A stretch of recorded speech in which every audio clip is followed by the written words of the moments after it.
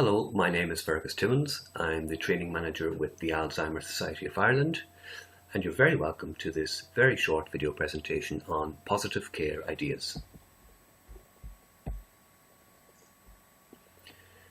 So in this presentation, we're going to look at some of the ways that you can provide positive personal care. As we know, dementia can lead to emotional and psychological reactions to personal care on the part of the person with dementia. So over time, and with deteriorating skills, the person that you're caring for can feel vulnerable, fearful, helpless, embarrassed and undignified, especially in relation to the provision of personal care, and that's very natural. So how can we address these challenges as carers? The main theme of this presentation is to try and build on the strengths of the person that you're caring for. Involve them in the task as much as possible. Work with what the person can do rather than what they can't do. Try to enable the person to make the best use of their abilities as the condition changes. And this is, we recognise, challenging for you as their carer. Be aware, of course, that every day may be different and the symptoms of dementia can vary and fluctuate over time. And of course, use your enhanced communication skills by giving clear, short instructions to the person with dementia as much as possible, especially when you're providing personal care. While assisting with dressing, be aware that too many clothes can cause confusion, so choice can be confusing for the person. Try to leave maybe as few items as possible for the person to choose from. As dementia progresses and communication skills decrease and maybe as sight becomes more of a problem, label wardrobes and drawers with the clothes types contained therein.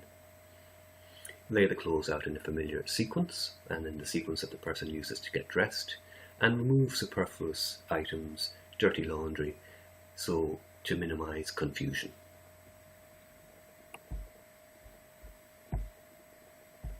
And as we've said, build on strengths.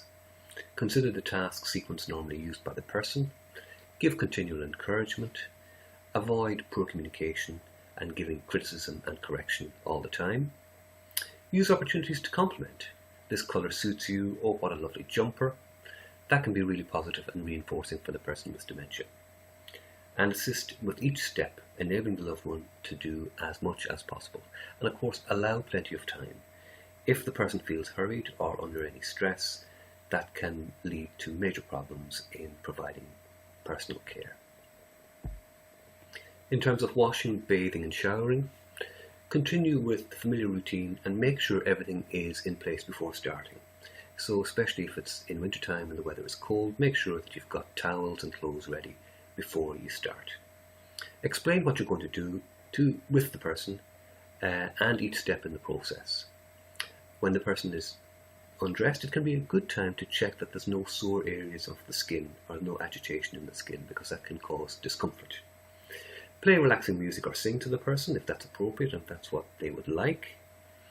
And I suppose weigh up the pros and cons of washing, bathing and showering. For example, if the person dislikes their hair being washed, balance that advantage of clean hair against the disadvantage of the discomfort it might cause during the personal care process.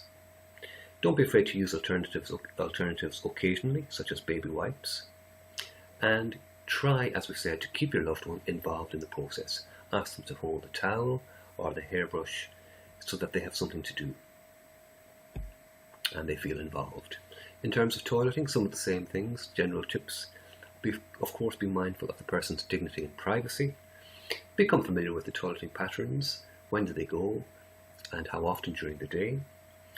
Recognise the signs of the person needing support, and again, non-verbal communication skills are important here, body language for example.